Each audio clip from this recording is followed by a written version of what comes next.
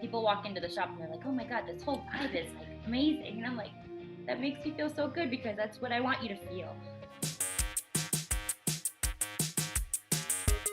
My name is Chelsea, and Andrew just recently got married, so I have a new last name. So it all started with traveling. It kind of started a few years ago when we decided to start road tripping, kind of seeing the US. We wanted kind of an outlet to share with friends and family, so we were blogging a bit. We did some Instagram.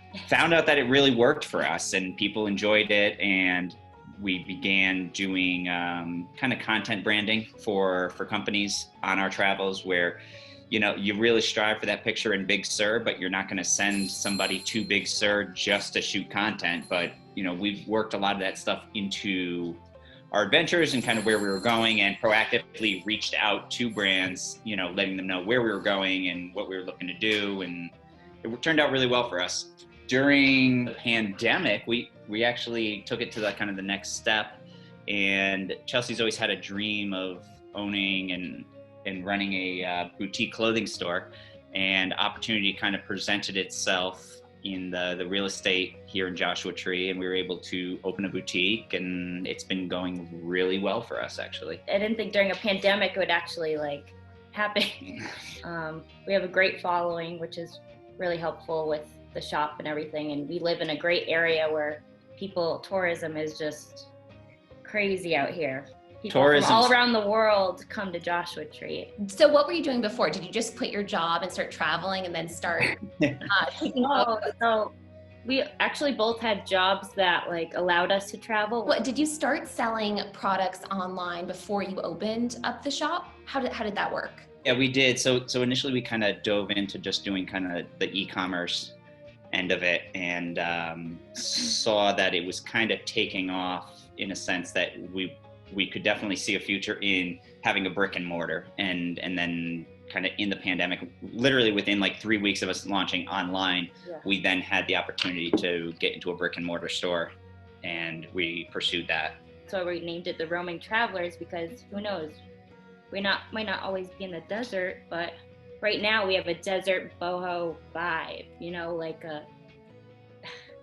so the shop definitely fits our rustic lifestyle and kind of like our home decor, and a lot of the items we carry. Yeah, if you see our house is like our shop. We're drawn to naturally, that we really enjoy, that we kind of want to share out to everyone else. Same thing with like when we started the whole Roaming Travelers brand, where it was sharing our travels. You know, this is kind of like the next level of just sharing, you know, our style now. It's kind of like you only sell what you would actually also use yourselves. So literally every product in our shop we either own or try. Yeah, we try to pick things that really like fit the vibe, and like people walk into the shop and they're like, oh my God, this whole vibe is like amazing. And I'm like, that makes me feel so good because that's what I want you to feel.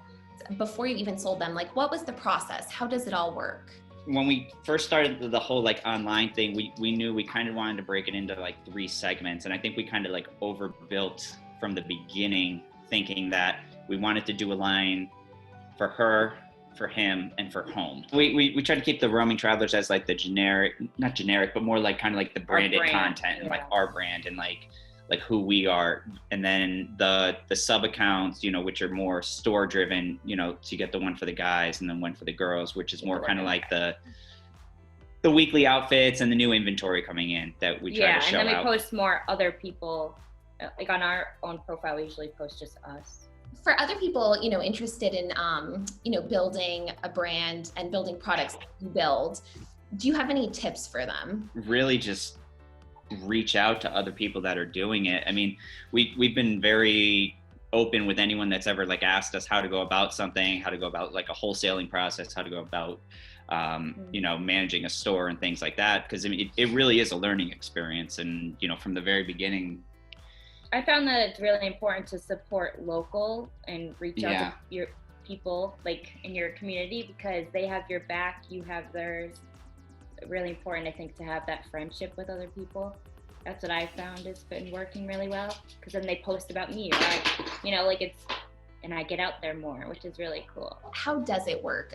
Let's say you have an idea, right? You want to make a shirt or build. I've seen it, you know, a few different products. You have like little signs or cute things like that. Yep.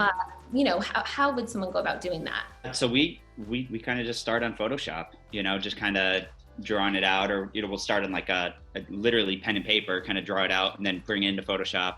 And then from there, we'll kind of print it at home. You know, we have a vinyl cutter at home where we can just kind of test out designs and kind of see how they're going to look and get like a general gist of it.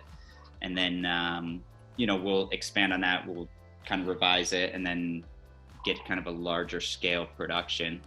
We definitely keep an eye for like quality now too. You know, like initially when we first started, you know, you're kind of dabbling into not knowing, buying things wholesale, and you don't always know what you're getting. And now we're just kind of more keen on, you know, looking out for that stuff from the beginning to make sure that we only carry like a quality product.